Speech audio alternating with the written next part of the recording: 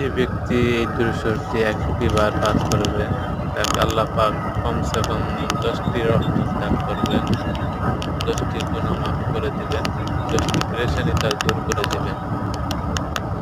দুরূদটি হলো আল্লাহুম্মা সাল্লি আলা মুহাম্মাদ ওয়া আলা আলি মুহাম্মাদ কামা সাল্লাইতা আলা ইব্রাহিম ওয়া আলা আলি ইব্রাহিম ইন্নাকা হামিদুম মাজিদ।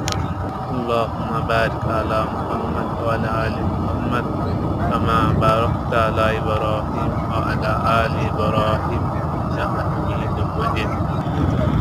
এটাও যদি না পারেন তাহলে মিনিমাম ছোট্ট থেকে ছোট্ট একটা দুরূদ সাল্লাল্লাহু আলাইহি সাল্লাম এই দুরূদটি বেশি বেশি পাঠ করা, তাহলে আল্লাহ পাক দুনিয়াতে শান্তি এবং আখিরাতে মুক্তি দান করেন। বেশি বেশি তেলাওয়াত করে, বেশি বেশি পাঠ করা। প্রতিটা মুসলমানের কাছে শেয়ার করে দিন।